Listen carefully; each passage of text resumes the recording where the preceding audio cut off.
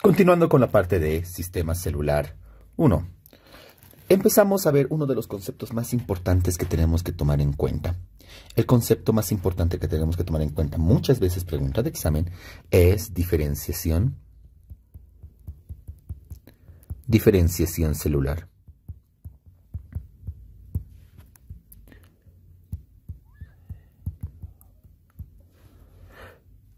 Cuando yo hablo de diferenciación celular o cuando vamos a hablar de diferenciación celular, tenemos que tomar en cuenta algo muy importante. Se refiere que cuando tenemos una célula, pónganse en este sentido. Nos ponemos en ese sentido. Digamos que tenemos una célula, otra célula, otra célula, otra célula. Si se dan cuenta, todas las células son similares en este instante. ¿Ok? Y estas células pueden seguir dividiéndose y pueden seguir siendo similares. Miren. Seguimos teniendo células similares. No han cambiado. Pero en algún momento del proceso pasa esto. Alguna de esas células, digamos que se convierte hipotéticamente en una célula con esta forma. Otra célula se convierte con una forma similar. Otra célula se convierte con una forma algo así. Otra célula se convierte en una forma, pónganse algo así. Ah, miren, ¿qué pasó? En este pequeño paso, en este pequeño paso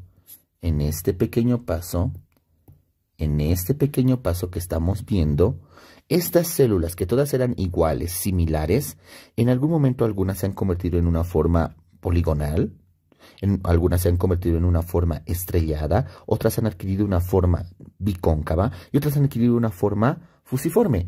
Oh, miren, han cambiado y han adquirido una forma específica. Esa es la primera parte de diferenciación celular.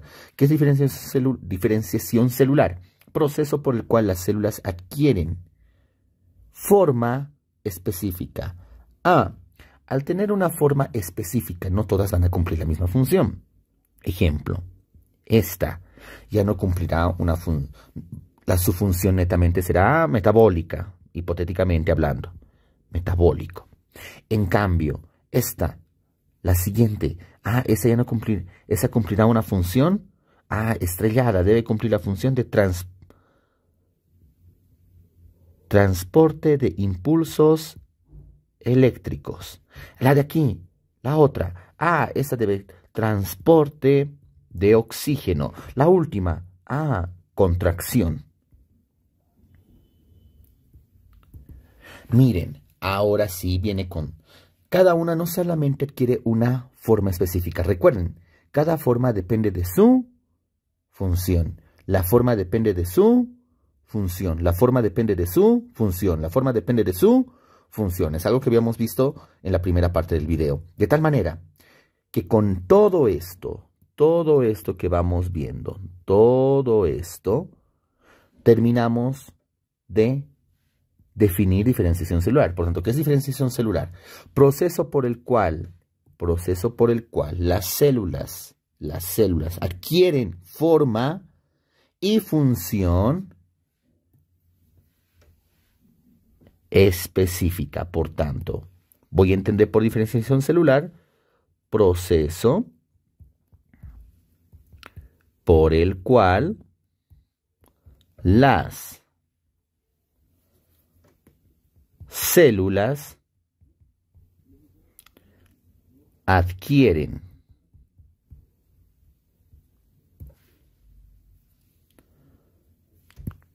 forma y función específico determinada.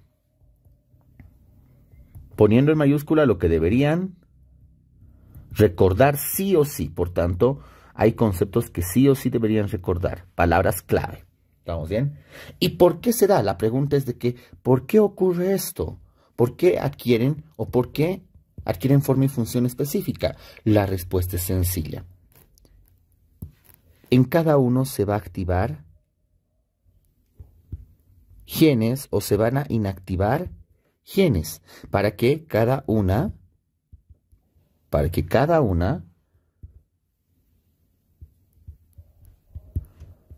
adquiera una función específica. Por tanto, la respuesta a lo que les pregunté sería que, ¿por qué se da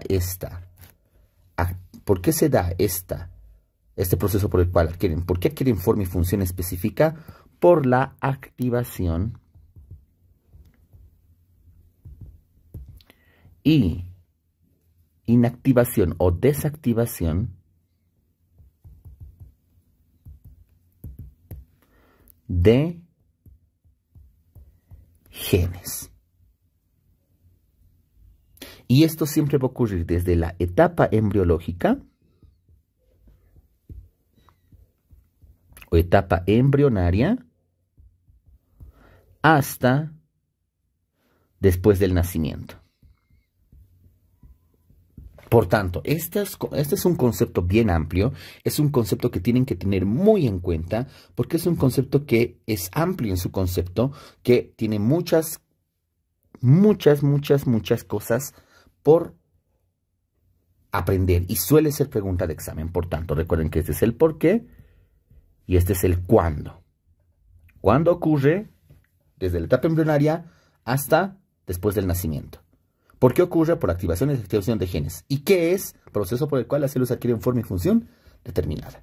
Eso es diferenciación celular. ¿Ok?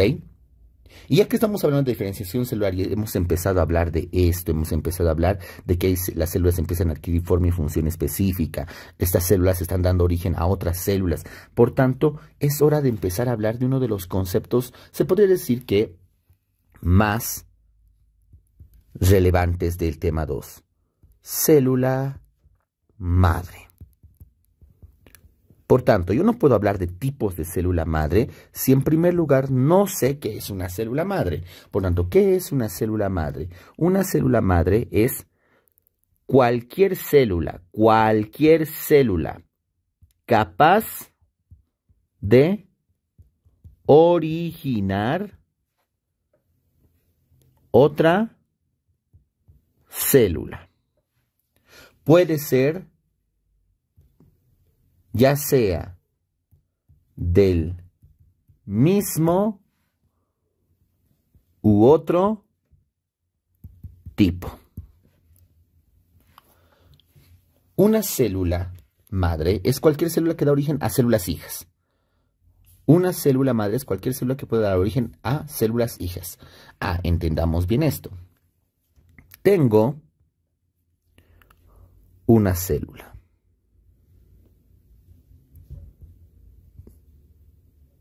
Esta célula va a ser mi célula mamá.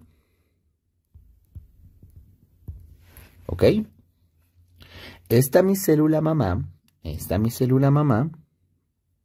pic, empieza a dividirse.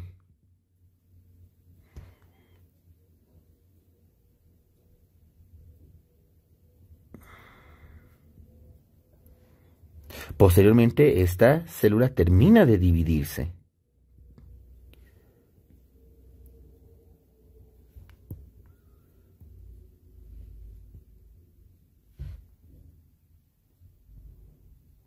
Y tengo dos células hijas. Por tanto, aquí ya tengo una hija. Y aquí tengo otra hija. Por tanto, estaría haciendo una división.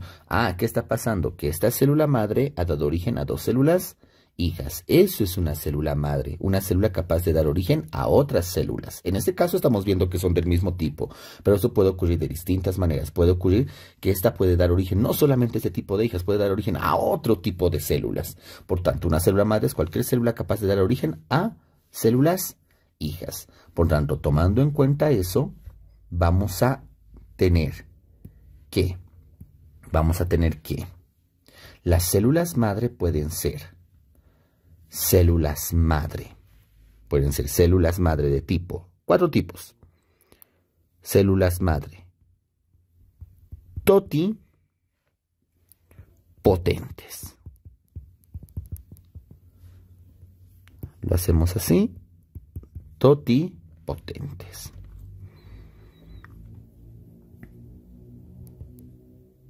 Ay, perdón, hagámoslo en un cuadro, más sencillo.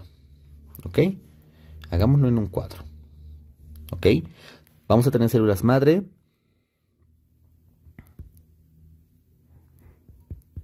totipotentes, pluripotentes,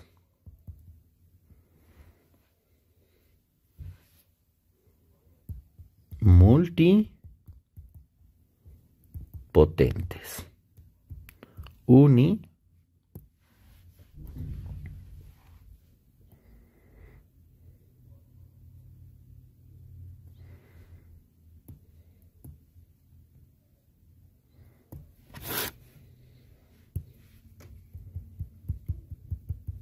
potente. Listo, ahí está. Mis células madre las vemos ahí, toditas, ¿ok? Están yendo por potencia. ¿A qué me refiero con potencia?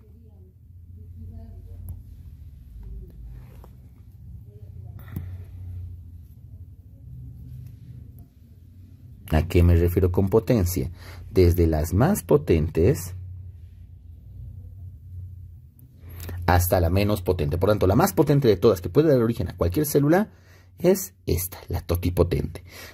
Después la que le sigue es la pluripotente. Después la que le sigue es la multipotente. Y por último tenemos la unipotente. Ya, pero ¿para qué lo hemos transformado en un cuadro? Para esto. Para esto, miren. Vamos acá.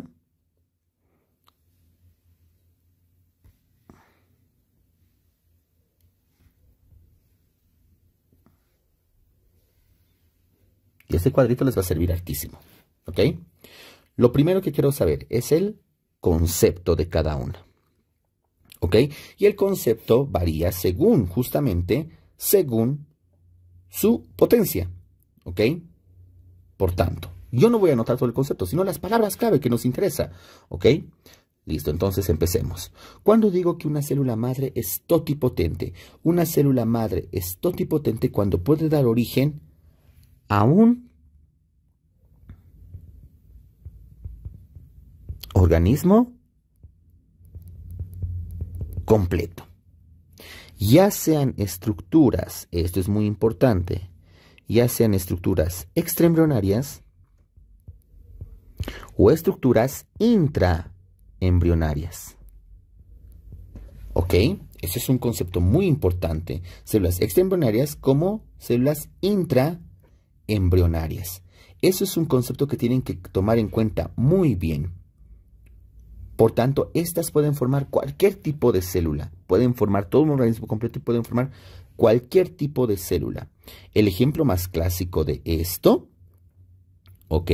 El ejemplo más clásico de esto es directamente que el huevo o cigoto. Se les recomienda volver a repasar un poquito de esto cuando avancemos la parte de histología nuevamente. Igual ahí se les recalcará otra vez.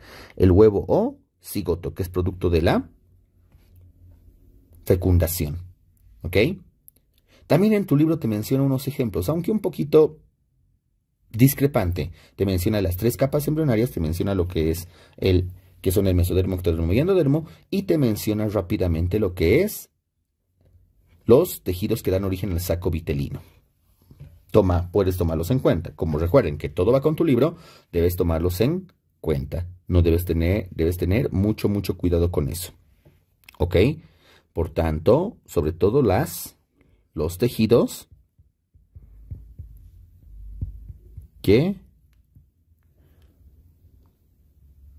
del saco vitelino. Para que recuerdes que esto es un resumen directo. Listo. Cuando hablamos de pluripotentes ya no son tan fuertes como las totipotentes. Las toti le daban a cualquier tipo de célula, a un organismo completo. Las pluripotentes siguen siendo fuertes, pero no tanto. De tal manera que cuando vamos a ver, estas pueden formar cualquier tejido,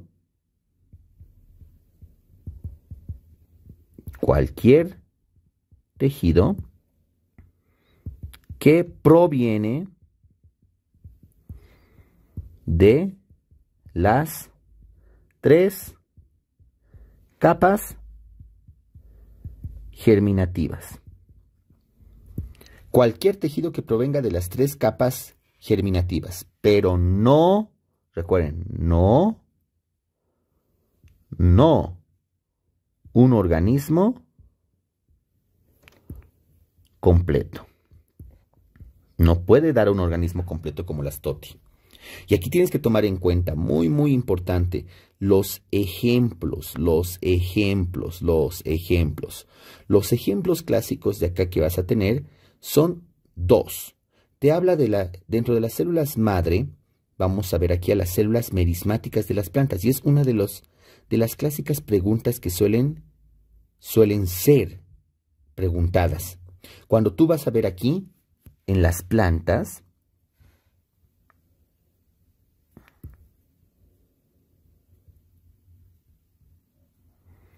las células madre de las plantas que son de tipo pluripotente son las células merismáticas. Por lo tanto, tener en cuenta las células merismáticas. Las células merismáticas son células madre pluripotentes, pero de las plantas. ¿Estamos bien? ¿Listo? Es muy clásico esa pregunta. Cuando nos vamos a las multipotentes, igual, da origen, nuevamente, a tejidos o células.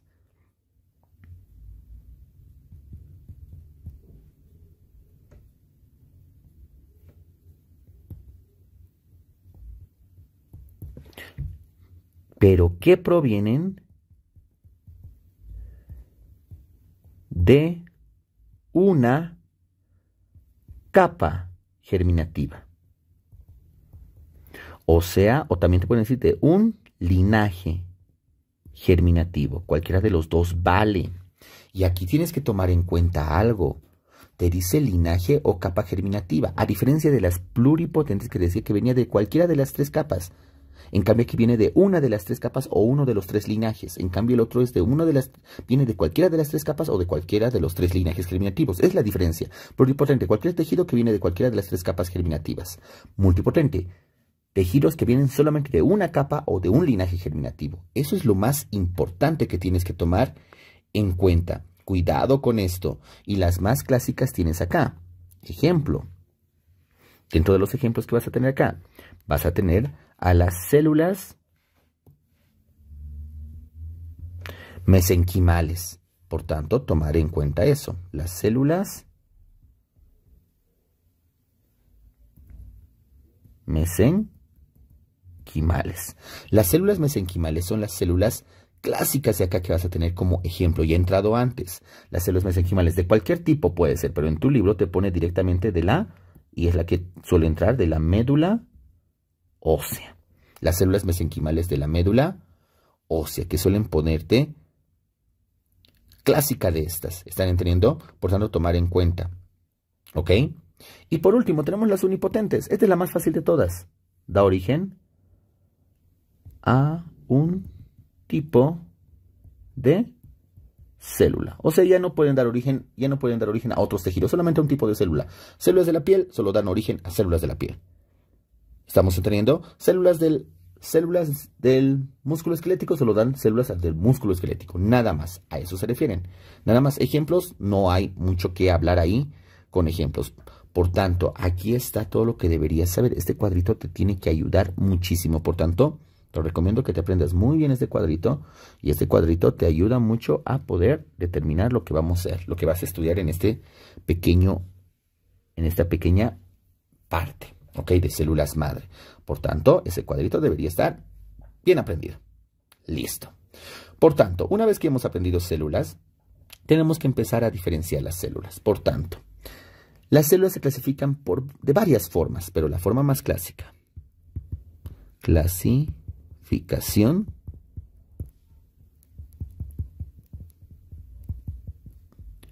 de las células. Por tanto, las células las podemos clasificar la manera más clásica y simple. Las vamos a clasificar en 2. Las células con núcleo y las células sin núcleo. Por tanto, empezamos. De aquí viene, por si acaso, miren. Tenemos lo que son las células previo a un núcleo.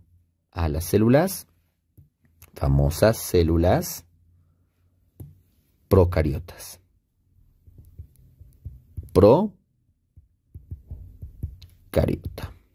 Recordemos el término pro, el término pro.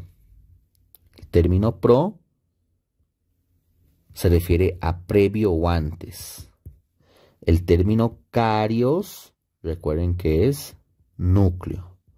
Por tanto, ¿qué me está diciendo esta palabra? Previo a un núcleo. Son células en pocas que no tienen núcleo. Son aquellas células antes de que existieran las células que tienen núcleo. ¿Y las células que tienen núcleo? Ah, las células que tienen núcleo son las células eucariotas. Y cuando yo hablo de una célula eucariota, nuevamente, etimológicamente, el prefijo o el término eu me refiere a verdadero. En cambio, carios es, ¿qué dijimos? Núcleo. Por tanto, verdadero núcleo. Cuando yo hablo de estas dos, la diferencia radica sencillamente en algo.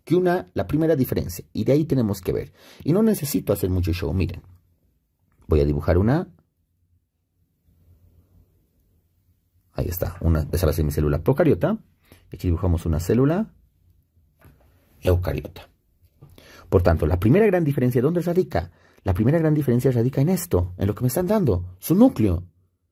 Ah, no es que no tiene núcleo, porque cuando hablamos de núcleo también hablamos de ADN. Por tanto, procariota no tiene envoltura nuclear. No existe. No hay envoltura nuclear. En cambio, la eucariota sí presenta una envoltura nuclear, que sería esta. Presenta una envoltura nuclear. Por tanto, en pocas, la eucariota tiene envoltura nuclear, está rodeado por una membrana nuclear o envoltura nuclear, en cambio la procariota no presenta envoltura nuclear. Dijimos, si hablamos de núcleo tenemos que hablar de ¿qué? Tenemos que hablar del ADN. Por tanto, si yo hablo del ADN, no es que la procariota no tiene ADN, ¿ok? Por tanto, recuerden, aquí pongamos a un lado, pongamos las diferencias. ¿Qué dijimos? Lo primero que estamos hablando es de membrana o envoltura nuclear. Lo segundo que vamos a hablar junto con eso es del ADN. ¿Y qué dijimos? No es que no tiene ADN la procariota, tiene, pero su ADN está disperso en el mismo citoplasma y es un ADN diferente al del núcleo, es un ADN circular. Lo mismo hacia el otro lado. Ah, la eucariota esta vez no es que no tiene ADN, pero su ADN está dentro del núcleo y no está disperso en el citoplasma como la procariota y es un ADN de otra manera. Es un ADN lineal. ¿Ok? Por tanto, mientras la procariota tiene un ADN, solo uno, un ADN circular, la eucariota tiene ADN, lo ponemos a este lado, la procariota tiene un ADN, pero ADN lineal. Y varias cadenas de ADN lineal. En cambio, la procariota solo tiene una cadena circular. En cambio, la eucariota tiene varias cadenas lineales, varias cadenas. ¿Y cómo se llama la forma condensada del ADN? La forma condensada del ADN se llama cromosoma. El ADN se condensa en forma de cromosoma. Oh, por tanto, si tengo varios ADNs, voy a tener varios cromosomas. Si tengo solamente una cadena de ADN, solo voy a tener un cromosoma. Por tanto, la célula procariota, al tener solamente una cadena de ADN, solamente tiene un cromosoma. En cambio, la eucariota tiene varios cromosomas porque tiene varias cadenas lineales. Miren cómo va surgiendo, las diferencias van surgiendo sobre la marcha. ¿Estamos bien? Listo. Ahora ya nos vamos las diferencias un poquito ya. Nos salimos de las diferencias. Vámonos a sus organelos. Cuando hablo de organelos, los organelos son más clásicos en la célula y más abundantes en la célula eucariota, donde va a tener un retículo endoplasmático rugoso, un aparato de Golgi, sus vesículas. Va a tener lisosomas, va a tener peroxisomas, va a tener vacuolas. Va a tener ribosomas, va a tener centriolos, va a tener mitocondrias. Oh, tiene hartísimos. En cambio, si yo voy a ver generalmente en la célula procariota, sobre todo lo que va a tener son ribosomas y centriolos, pero los centriolos de alguna manera diferentes, ¿ok? Diferentes, los centriolos no se ubican igual que en las procariotas. Por tanto, tiene más organelos la célula eucariota. Por tanto, lo más importante de organelos que vamos a tomar en cuenta son los ribosomas. Donde los ribosomas de la célula eucariota son ribosomas de tipo 80S. En cambio, de la célula procariota son ribosomas de tipo 70S. ¿Ok? Y aquí hay que tomar en cuenta muy bien algo. ¿Ok? Muy bien algo. Una trampa. Más evolucionado, más pesado su ribosoma. Menos evolucionado, menos pesado su ribosoma. Sería una forma de acordarte fácilmente. Cuanto más pesado, más evolucionado la célula. Cuanto más pesada la célula, más evolucionado, eucariota. Cuanto menos pesado, menos evolucionado. Recuerden que ese es solamente tiene que ver con peso. Ah, la respiración. Oh, ahora empezamos con la respiración. O tipo de metabolismo. Las células procariotas pueden ser un metabolismo tanto aerobio como anaerobio. En cambio, las eucariotas ya netamente hacen un metabolismo aerobio. Y por último, una gran diferencia. Dos cosas más. A nivel de la membrana. En el caso de la membrana de la célula procariota no tiene colesterol. La célula procariota no tiene colesterol. Está ausente, muy poco colesterol. En cambio, la célula eucariota tiene grandes cantidades de esteroles o colesterol. Estas son esteroles o colesterol. Al ser esteroles o colesterol, normalmente su membrana no deja pasar mucha grasa. En cambio, en el caso de las procariotas no tienen casi nada de esteroles, no tienen nada de colesterol. Y aquí radica la última gran diferencia, esta. Al no tener esterol, las procariotas necesitan una protección extra y por fuera desarrollaron una pared extra. Por fuera desarrollaron una pared extra, una pared más. ¿Y cómo se llama su pared? Por de ahí viene su nombre. Pared celular. Pero están compuestos por algo específico. Su pared celular está compuesto por algo llamado péptidoglicanos. ¿Ok? Ah, en cambio, la célula procariota tiene algo extra por fuera de la membrana. La eucariota, perdón, ¿tiene algo extra por fuera de la membrana? Sí, tiene algo extra. Pero su extra es como una pequeña capita de azúcar. Una pequeña capita de azúcar. Una pequeña capita de azúcar. ¿Y qué es esa pequeña capita de azúcar, Bill? Sencillo. La pequeña capita de azúcar no es nada más que una pared, algunos lo consideran, pero es una capa de glúcidos o de carbohidratos, que posteriormente vamos a ver que es el famoso glucocálix. ¿Estamos bien? Miren, esas son las diferencias. Con dibujar se puede ver todas las diferencias rápidas. Ah, y para terminar, la célula eucariota la vamos a clasificar o se divide en dos. Antes me olvidaba. ¿Cuál ven que tiene más cosas? ¿La eucariota o la procariota? La eucariota. Y como la procariota tiene menos, entonces ahí está. Si tengo más cosas, necesito más espacio. Por eso la célula eucariota es más grande. Generalmente se suele medir, según tu libro, mayor a 10 micrómetros. Recuerden que siempre se mide en micrómetros. En cambio, la célula procariota no tiene tantas cosas, por tanto no necesita. Generalmente mide menor a 10 micrómetros. En tu libro te lo pone de 1 a 5 micrómetros. Y de esto, en cambio, te lo pone de 10 a 50 micrómetros. Ahí está. Miren, sale de por ahí. No hay mucho lío con eso. Súper sencillo. ¿Listo? Y a su vez la célula eucariota, ¿qué dijimos? La célula eucariota puede ser una célula animal o una célula vegetal. Y si hablamos de estas dos cositas, célula animal, célula vegetal, la diferencia. Diferencias básicas, ¿ok? Las diferencias más básicas que vamos a encontrar entre una célula animal, ambas son eucariotas, y una célula vegetal son, primeramente, de entrada,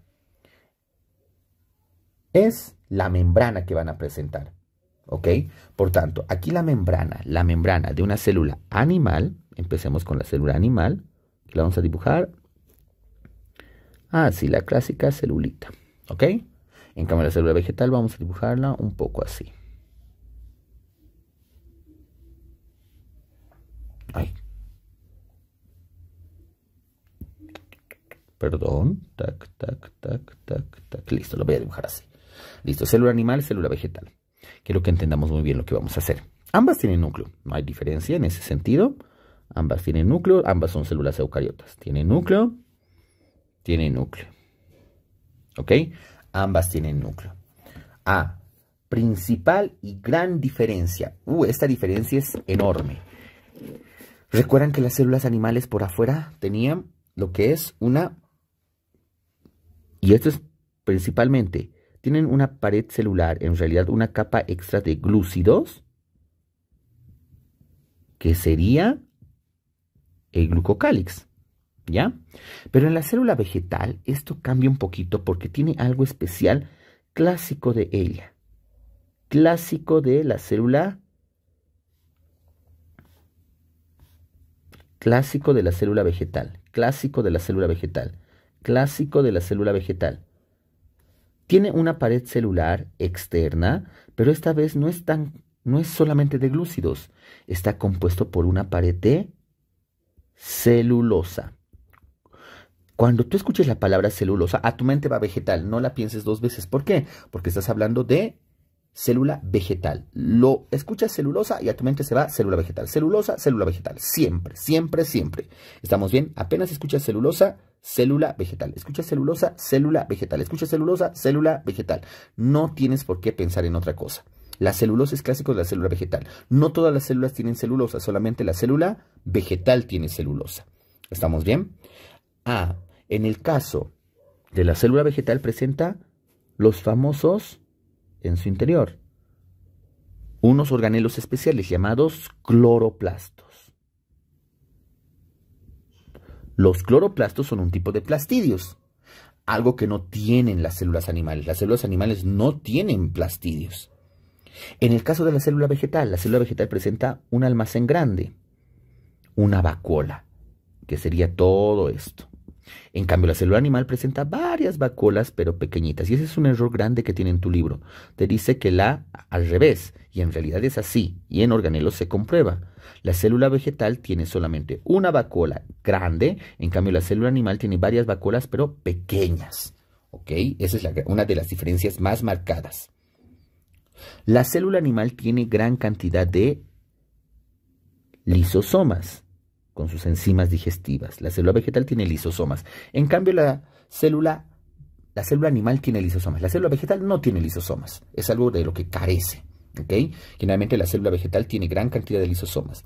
Y lo más sencillo de lo más sencillo, y esto desde reinos hemos visto que los animales producen sus propios alimentos. Pero los animales no producen sus propios alimentos, necesitan de otro lado, son heterótrofos. Y aparte que vimos que estos hacen respiración, o sea que meten oxígeno y sacan dióxido de carbono. En cambio los animales, ellos producen su propio alimento, son autótrofos. Y hacen fotosíntesis. ¿Qué era fotosíntesis? Meter dióxido de carbono más rayos ultravioleta y sacar oxígeno. Listo. Y con eso estaríamos completando todas las diferencias entre célula procariota, eucariota y a su vez las diferencias entre célula animal y célula vegetal. Y con eso deberían poder, tranquilamente los cuadros que presenten en su libro, deberían poder analizarlos y hacerlo mucho mejor. ¿Ok? Listo. Con eso hemos terminado el tema de sistema celular 1. ¿Ok?